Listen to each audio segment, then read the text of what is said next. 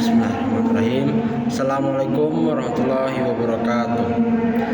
Perkenalkan, nama saya Muhammad Fahmi Usman, NIM 2312462. Saya dari jurusan PGMI kelas 2B. Izinkan saya untuk menceritakan tentang tokoh yang sering kita kenal, yakni Muhammad Al-Fatih, atau yang bernama asli yakni Mehmed, dan bernasab sebagai Mehmed bin Murad bin Mehmed bin Bayazid bin Orhan bin Osman.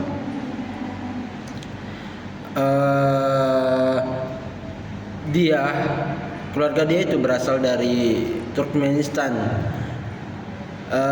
yang pada asalnya mereka itu lari dari bangsa Mongol yang telah menginvasi sebagian besar Asia. Yang mereka itu sebenarnya suku-suku yang suka berpindah tempat awalnya. Yang pertama itu dipimpin oleh Orhan, bapaknya Osman, yakni Sultan pertama Sultan Utsmani. Orhan ini memimpin sukunya atau kabilahnya atau perkampungannya untuk berpindah ke daerah-daerah Anatolia atau sekarang yang dikuasai oleh negara Turki zaman modern. Lalu ketika mereka sedang berpindah tempat dari Turkmenistan ke daerah Anatolia dulunya, mereka melihat adanya pertempuran antara Romawi Bizantium dengan Kesultanan Seljuk Romawi. Dan dengan itikat baiknya dan dengan keimanan sesama muslimnya, Orhan sang pemimpin kabilah Turki ini yang sedang berpindah dari Turkmenistan ke Anatolia sekarang, atau Asia Tengah dulunya yang sekarang dikuasai oleh Turkmenistan tersebut, yang melihat pertempuran itu sedang berada dikuasai oleh bangsa Romawi. Ketika itu pasukan muslim sedang berada di ambang kekalahan. Maka dengan jiwa keimanannya, Orhan ingin membantu pertempuran tersebut. Maka setelah Orhan membantu pertempuran tersebut dan memenangkan pertempuran tersebut, Sultan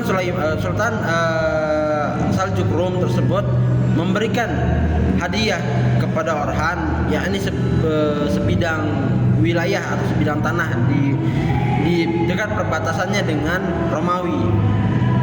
Alasan utamanya sebenarnya Sultan Saljuk tersebut memberikan tanah atau wilayah yang kecil tersebut kepada Orhan untuk mereka tinggali, dan juga sebenarnya untuk mereka bisa memperluas wilayahnya dan juga menjadi sekutu kuat untuk Kesultanan Seljuk. Karena Orhan ini suka pada tahun-tahun selanjutnya, Orhan ini suka menginvasi daerah-daerah Kesultanan Romawi dan menjadi ancaman baru bagi mereka. Dan di penerusnya, di zaman Osman itu semakin banyak wilayah-wilayah Romawi yang diambil oleh Turki ini. Bahkan si Osman ini, leluhurnya Mehmed Al-Fatih itu, Muhammad Al-Fatih yang sering kita kenal, itu mendapatkan julukan Ghazi, atau yang kita ketahui adalah ksatria. Dikarenakan kenapa? Dikarenakan mereka sering membantu umat-umat Islam untuk memenangkan pertempuran dengan kesultanan dengan kekaisaran Bizantium. Lalu di zaman anaknya Osman, yakni Orhan berhasil menaklukkan daerah yakni daerah Bursa, yakni satu kota besar yang dimiliki oleh Romawi Bizantium. Dan juga dan di zamannya Orhan berhasil menaklukkan daerah kecil di Eropa, dan daerah ini sungguh fatal untuk Romawi, dikarenakan ini adalah pelabuhan penting bagi Romawi, yakni Gallipoli. Dan di tahun-tahun selanjutnya dan di kepemimpinan selanjutnya, Gallipoli ini menjadi armada besar untuk menaklukkan daerah-daerah Eropa selanjutnya, terutama Konstantinopel di zaman Muhammad Al-Fatih tersebut. Lalu di zaman anaknya Orhan adalah yang bernama Bayazid. Bayazid ini cukup membesarkan wilayah Utsmani dari Anatolia atau Asianya dan juga bagian Rumelianya atau Eropanya. Dan Bayazid ini memiliki sebutan atau julukan, yakni Yildirim. Yildirim itu berarti petir, dikarenakan dia suka berpindah-pindah tempat dari Eropa dengan Asia itu sangat-sangat cepat, melebihi orang-orang Eropa. Jadi orang-orang Eropa atau musuh-musuh Islam itu suka memberikan dia dengan nama Yildirim atau sang kilat. Dan Bayazid ini kalah di pertempuran melawan bangsa Mongol dan dia ditangkap, dan setelahnya anak-anaknya itu bertempur satu sama lain antara Sulaiman, Isa, Mehmet dan juga yang lainnya, dan dimenangkan oleh Mehmet. Mehmet ini adalah kakeknya Al-Fatih atau Muhammad Al-Fatih. Mehmet ini setelah memenangkan pertempuran saudara tersebut mulai membangun kembali negara Turki Utsmani, dan juga anaknya yakni Murad atau bapaknya Muhammad Al-Fatih tersebut berhasil meluaskan kembali daerah-daerah Turki Utsmani. Dan kita akan menjelaskan tentang anaknya Murad tersebut, yakni Muhammad Al-Fatih atau Mehmet bin Murad. Muhammad Al-Fatih ini sudah diajarkan atau sudah dibina dari sejak kecilnya sama ulama-ulama besar kepercayaan sang ayah, dan juga dia dipantau langsung oleh Wazir Agung yakni Hilal Pasha dan juga Gedik Ahmed Pasha yang selalu memantau perkembangan tentang Muhammad Al-Fatih. Dan juga Muhammad Al-Fatih juga memiliki teman-temannya yang berasal dari pasukan-pasukan khusus seperti Zaganos Pasha, Radu yang seorang pangeran dari bangsa Romania, dan juga terdapat dan dia Muhammad Al-Fatih ini satu perguruan dengan penguasa Romawi yang kelak akan menjadi pemberontak di bangsa Romania, yakni Vlad sang Dracula. Dan Muhammad Al-Fatih ketika di umur masih belianya, dan ketika Muhammad Al-Fatih itu beliau langsung diserahkan kepemimpinan oleh ayahnya yakni Murad, yakni yang bernama Sultan Murad. Dan ketika Muhammad Al-Fatih itu menjabat dan Sultan Murad itu menitipkan anaknya yang masih belia itu untuk menjabat menjadi Sultan Utsmani, ayahnya itu menitipkan kepada Wazir Agungnya atau Perdana Menterinya yakni Hilal Pasha. Tapi banyak kontroversial tentang Hilal Pasha ini, yang bahwasanya dia itu tidak terlalu senang dengan Mehmet, atau dia itu tidak terlalu senang dengan kebijakan-kebijakan Mehmet yang masih kecil tersebut. Dan masalah pertama yang dihadapi oleh Mehmet yakni adalah invasi bangsa Hongaria di bawah pemimpinan rajanya dan juga John Hunyadi yakni sebagai panglimanya, yang ketika itu sudah sampai Varna, yang ketika itu ibu kota dari Turki Utsmani ada di Edirne Sarai atau yang sekarang ada di bagian Bulgaria. Dan ketika itu Muhammad Al-Fatih yang masih belia itu kebuat kepalang bingung, dikarenakan dia tidak pernah punya pengalaman dalam hal memimpin maupun dalam hal perang. Dan mau gak mau ia sebagai sultan menggantikan ayahnya, meminta tolong kepada ayahnya, atau ia memerintah kepada ayahnya untuk menggantikan masa kesultanan untuk menghadapi invasi bangsa Hongaria tersebut. Lalu ayahnya yang sedang berdiam diri di kota Manisa di Anatolia itu menyambut permintaan bantuan dari Sultan Muhammad Al-Fatih kecil ini. Lalu dia mengambil alih tampuk kekuasaan dikarenakan dia pun tahu bahwasannya invasi bangsa Hongaria ini sudah di ujung ibu kota Turki Utsmani, yang dimana kalau misalkan Turki Utsmani ini kalah, maka kerajaan Turki Utsmani akan hancur di saat itu juga. Maka Sultan Murad mengambil alih untuk mengatasi masalah yang baru saja terjadi ini, sampai Perang Varna pun usai dan Raja Hongaria pun tewas terbunuh oleh Sultan Murad. Lalu di tahun-tahun selanjutnya Sultan Murad memimpin hingga beliau wafat. Lalu digantikanlah oleh Muhammad Al-Fatih. Dan ketika Muhammad Al-Fatih sudah matang, ketika itu dia sudah remaja, dia langsung memimpin atau membuat kebijakan-kebijakan, yakni yang pertama adalah menyiapkan pasukan dan juga bernegosiasi dengan negara-negara tetangganya seperti apa Karakonyulu yang ada di Anatolia bagian selatan, yang sebenarnya mereka itu ingin berperang dengan Utsmani, tapi Sultan Muhammad Al-Fatih lebih memilih berdamai dan juga memberikan mereka hadiah. Dan juga seperti Kekaisaran Bizantium, walaupun awalnya Muhammad Al-Fatih ini ingin menaklukkan Konstantinopel atau ibu kota Bizantium, Muhammad Al-Fatih ini memberikan hadiah, dikarenakan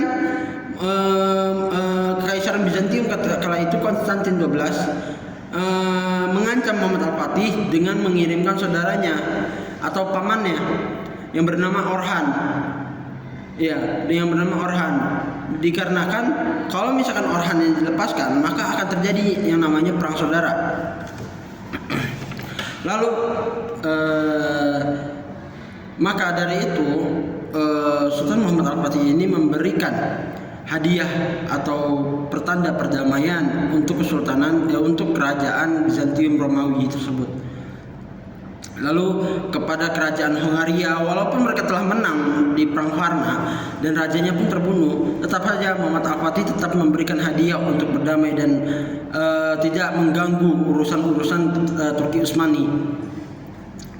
Lalu ada beberapa negara yang lainnya pula untuk diajak berdamai lah sama Muhammad Al-Fatih itu. Lalu kebijakan yang diambil selanjutnya yakni menyiapkan segala peralatan yang dibutuhkan untuk Muhammad Al-Fatih menaklukkan Konstantinopel tersebut. Seperti apa? Seperti meriam basilika yang di insinyurnya itu atau teknisinya itu didatangkan dari orang-orang Romawi, yang dari Romawinya itu tidak dihargai sama Kaisar Konstantin tersebut. Lalu ada juga pasukan-pasukan itu dibentuk kembali seperti pasukan Janisari, Azab, Basibozuk, Sipahi, Akinci dan lain-lain tersebut. Dan juga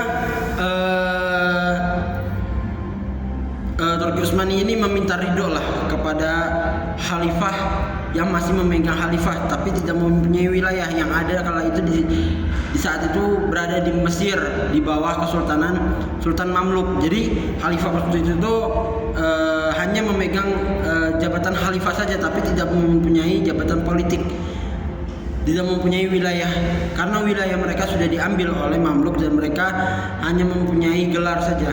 Dan wilayah mereka itu yang sekarang mereka tempat itu wilayahnya dinasti Mamluk. Lalu singkat cerita Muhammad Al-Fatih menaklukkanlah yang bernama Konstantinopel tersebut. Dan sebelum menaklukkan Konstantinopel, Muhammad Al-Fatih itu tidak bernama Muhammad Al-Fatih, ia hanya dipanggil sebagai Mehmed bin Murad. Lalu setelah Konstantinopel itu ditaklukkan, Mehmed bin Murad ini mendapat julukan sebagai Al-Fatih, yakni sang penakluk, karena berhasil menaklukkan apa yang diimpikan oleh Rasulullah SAW di hadisnya yang berbunyi di awalnya itu la taftahanna Konstantinia. Ya. Habis itu di saat Konstantinopel ingin ditaklukkan tersebut, banyak para tentara-tentara Utsmani itu banyak yang berguguran, bahkan banyak pula yang ragu dikarenakan kenapa para pendahulu Muhammad Al-Fatih tersebut sudah beberapa kali untuk menaklukkan Konstantinopel, tapi selalu gagal, selalu saja gagal. Seperti Bayazid yang gagal dikarenakan adanya serangan dari bangsa Mongol, dan juga beberapa persiapan lainnya yang belum siap. Lalu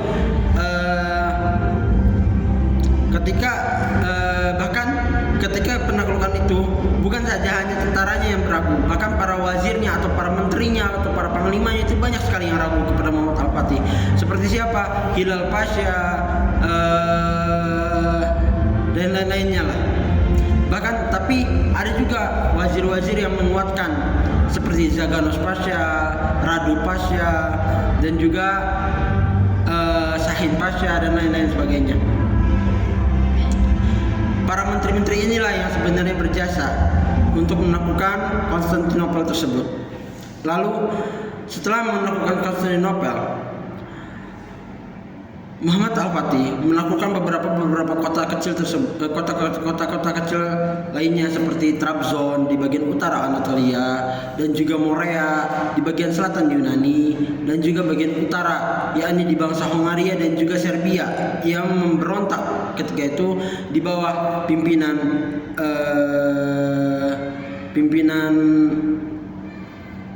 salah seorang tokoh mereka. Lalu banyak sekali kota-kota yang telah ditaklukkan oleh Muhammad Al-Fatih ini. Bahkan kerajaan-kerajaan yang dulu diminta untuk berdamai dengan Muhammad Al-Fatih itu malah setelah Muhammad Al-Fatih menaklukkan Konstantinopel dan menunjukkan kekuatannya, bahkan menunjukkan taringnya, banyak dari negara-negara itu yang malah ingin berdamai dengan Konstantinopel. Seperti apa? Karakonyulu yang tadinya ingin menyerang Turki Utsmani, tapi pada ujungnya mereka ditaklukkan juga oleh Turki Utsmani karena pengkhianatan mereka, karena mereka adalah bangsa Yahudi yang tidak pernah memegang janji. Lalu setelah sekian lama Muhammad Al-Fatih memerintah dan juga memberikan kebijakan-kebijakan yang baik, Muhammad Al-Fatih sebelum wafatnya, ia sebenarnya ingin sekali menaklukkan Roma dan sudah menyiapkan itu semua. Semua pasukannya sudah disiapkan Roma Italia yang ketika itu dikuasai oleh kerajaan Napoli dan juga di bawah perlindungan kerajaan Venesia. Di bawah pasukan Muhammad Al-Fatih sudah siap beberapa pasukan infanteri dan juga kavaleri. Tetapi takdir berkata lain. Muhammad Al-Fatih wafat dibunuh oleh dokternya sendiri dari bangsa Yahudi atau dari kaum Yahudi, yakni Yakub B. Jadi Muhammad Al-Fatih tidak berhasil untuk melancarkan serangan kepada Roma, untuk mengambil alih kota Roma, dikarenakan telah dibunuh oleh dokter pribadinya sendiri, yakni Yakub. Dan itu sudah terbukti karena para pengawal setia Muhammad Al-Fatih telah membuktikannya, dan Yakub langsung dieksekusi di tempat. Lalu setelah Muhammad Al-Fatih wafat, digantikanlah anaknya yang bernama Bayazid, dan Bayazid memiliki anak yang bernama Salim, dan Salim memiliki anak yang bernama Sulaiman sebagai jizid dari Muhammad Al-Fatih. Ia adalah khalifah kedua setelah Salim yang menaklukkan dinasti Mamluk dan juga mengambil alih sebagian besar Afrika Utara dan juga tanah Arab. Dan Sulaiman Al-Qanuni yang sering dikenal adalah sebagai Sulaiman Al-Qanuni adalah khalifah kedua dan khalifah dengan sultan yang berhasil memimpin Turki Utsmani di masa kejayaannya atau di masa tingginya. Jadi di masa cicitnya Muhammad Al-Fatih itu telah telah berhasil menaklukkan banyak kota seperti ibu kota Hongaria, sebagian Austria, Kepulauan Rhodes yang dikuasai oleh kesatria Saint Hospitaller, dan juga bagian Asia seperti yang dikuasai oleh dinasti Ismailiyah yang beraliran Syiah Ismailiyah. Dan sekian dari saya. Mohon maaf bila ada salah kata dan ucapan. Kurang lebihnya mohon maaf. Wassalamualaikum warahmatullahi wabarakatuh.